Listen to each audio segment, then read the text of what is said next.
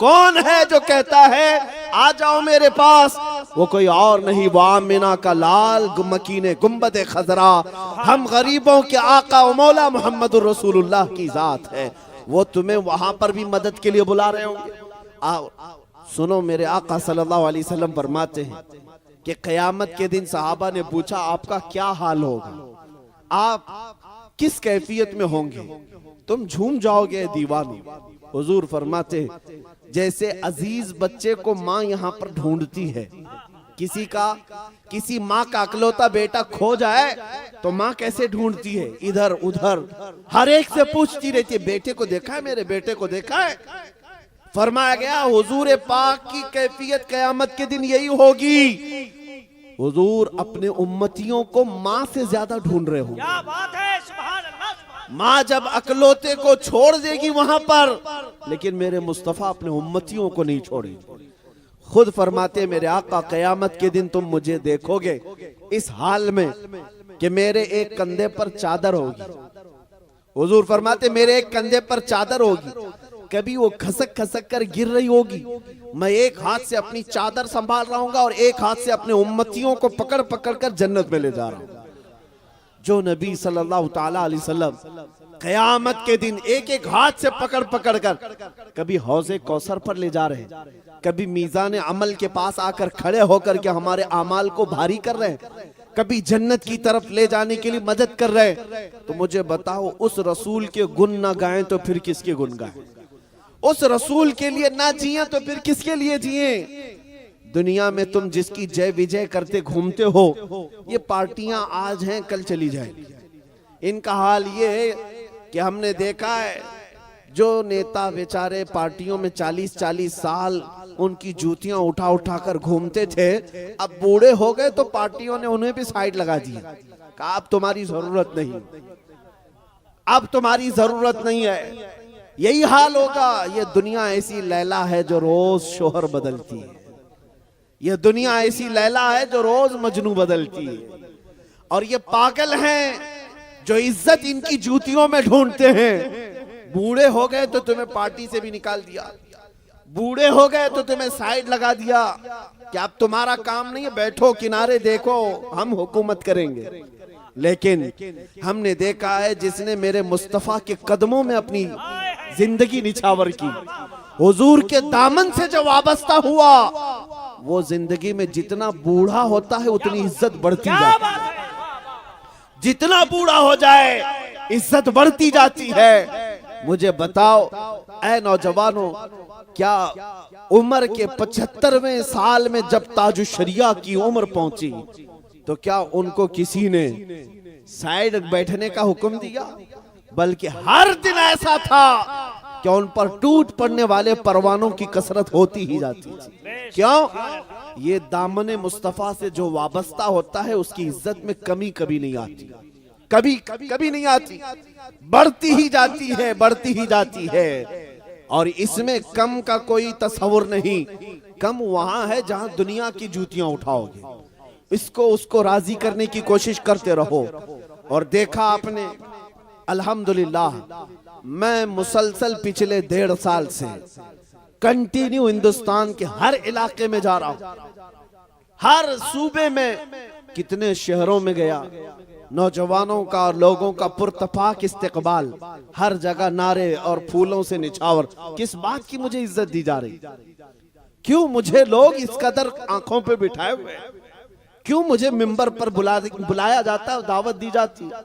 मैं ये जानता हूं तुम्हारी ये इज्जत, तुम्हारी ये मोहब्बत, तुम्हारा ये फूल बरसाना, आंखों पर बिठाना इसलिए नहीं कि मैं भी किसी पार्टी का नेता हूं, नहीं, तुम जो कुछ भी इज्जत देते हो वो सिर्फ इतनी बात है, जब तक बिके न थे तो कोई पूछता न था, जब तक बिके न थे तो कोई पूछता न था। या रसूल अल्लाह, तुमने खरीद कर हमें अनमोल कर, ये नाज ये अंदाज हमारे नहीं होते, झोली में अगर टुकड़े तुम्हारे नहीं होते, जब तक के मदीने से इशारे नहीं होते, रोशन मेरी किस्मत के सितारे नहीं होते। बेदाम ही बिक जाइए बाजारे नबी में, इस शान के सौदे में खसारे नहीं होते।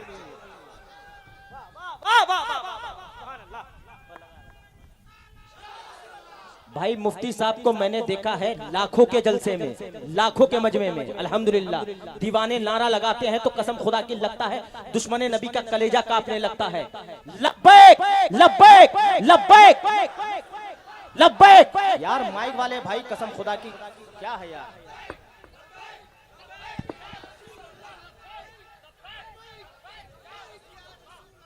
बहुत बेहतर मेरे अजीजों, ये जो है सिर्फ नारा ही नहीं है बल्कि ये तो एक वजीफा भी है। लब्बैक या रसूल अल्लाह, ये सिर्फ नारा नहीं है, मेरे मुस्तफ़ा की पुकार है और दुरूद भी। नबी पाक सल्लल्लाहु ताला अलैहि वसल्लम को पुकारना ये एक सिर्फ और सिर्फ नारा नहीं है, ये इबादत है, ये इबादत है। और दुश्मनों का कलेजा फटता है आज तो इसी नारे की बदौलत, उन्हें पता है। और मैं ये चैलेंज के साथ कहता हूं, जितना इस नारे को दबाने की कोशिश करते रहेंगे जालिम भेड़िया, मैं यकीन के साथ कहता हूं कि अब ये नारा क़यामत तक रुकने वाला नहीं है, नहीं रुकने वाला है। क्यों? इसलिए कि ये किसी आम शख्सियत के नाम पर लगने वाला नारा नहीं, ये कायनात के दूल्हा के नाम पर लग रहा है, हुजूर पाक सल्लल्लाहु ताला अलैहि वसल्लम के नाम पाक पर है। और किसी अभी चंद दिनों पहले की बात है, शायद हफ्ता 2 हफ्ता पहले एक साहब ने मुझे कहा कि किसी मजमे में नारा बहुत लग रहा था, हमें बुलाया गया पुलिस स्टेशन में और केस देने की बात की। मैंने कहा क्यों? कहा लब्बैक लब्बैक के नारे लगा रहे थे, पुलिस वालों ने कहा कि तुम पर भी केस होगा।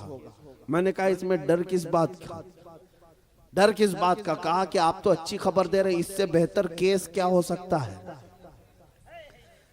इससे बेहतर केस क्या हो सकता है कि नबी पाक सल्लल्लाहु ताला अलैहि वसल्लम के नाम पाक पर पुकारने का वो तुम्हें केस नहीं बल्कि सर्टिफिकेट दे रहे हैं आशिक रसूल होने का। क्या बात है, वाह वाह वाह वाह। वो सर्टिफिकेट दे रहे हैं कि तुम किसी और को नहीं पुकारते, तुम रसूलुल्लाह को पुकारते हो। सुभान अल्लाह। अगर दुनिया ये सर्टिफिकेट देती है तो खुशी से कबूल कर लो और बारगाह मुस्तफ़ा में जाकर अर्ज करना और कहना या रसूल अल्लाह, सिर्फ मैं ही नहीं कहता, सारी दुनिया भी कह रही है, सुभान अल्लाह। आपके दुश्मन भी कह रहे हैं, मैं किसी और को नहीं पुकारता, सिर्फ आपको पुकारता हूं। सुभान अल्लाह। जिस दिन नबी पाक सल्लल्लाहु अलैहि वसल्लम की बारगाह में तुम ये अरीजा पेश करोगे, यकीन है मेरे आका यही फरमाएंगे, यही फरमाएंगे, कब्र में जब तुम पहुंचोगे उस दिन सारी दुनिया से थक हार करके पहुंचोगे, नबी पाक मुनकर नकीर से कहेंगे छोड़ दो ये मेरा मलंग है,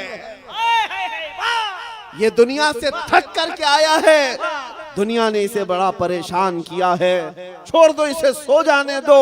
हम उसी रात के लिए मेरे अजीजों मर मिटते हैं। आओ मेरे अजीजों, नबी पाक सल्लल्लाहु ताला अलैहि वसल्लम के नाम पाक पर बेदार होना यह हमारे बुजुर्गों का शिवा है। हमने देखा है जब जब कौम हमारी सोती है, इसको जगाने के लिए हुजूर का नाम ही काफी है, नाम ही काफी। एक यहूदी आलिम है जो रिसर्च कर रहा था, डॉक्टरेट किया, पीएचडी किया, एक नहीं 2 पीएचडियां, किस बात पर? मुसलमानों के हालात पर। एक मॉडर्न मुसलमान है, उस मुसलमान से उस यहूदी आलिम की मुलाकात हुई और मुलाकात में उसने जो बात की, मुसलमान ने पूछा पीएचडी का तुम्हारा रिसाला कहां तक पहुंचा?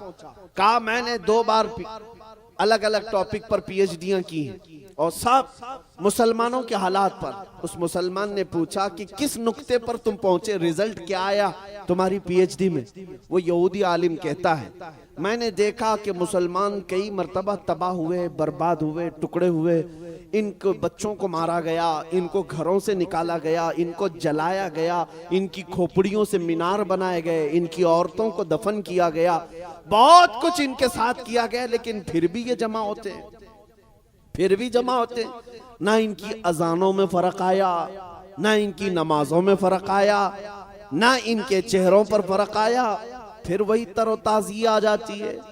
ये कैसी डाल है, ये कैसा दरख्त है कि इसकी हर शाख को तोड़ा जाए फिर भी हरियाली बाकी रहती है, फिर भी हरियाली बाकी रहती है। ये कैसा दरख्त है? तो इस मुसलमान ने पूछा कि तुम्हें क्या लगता है वजह क्या होगी?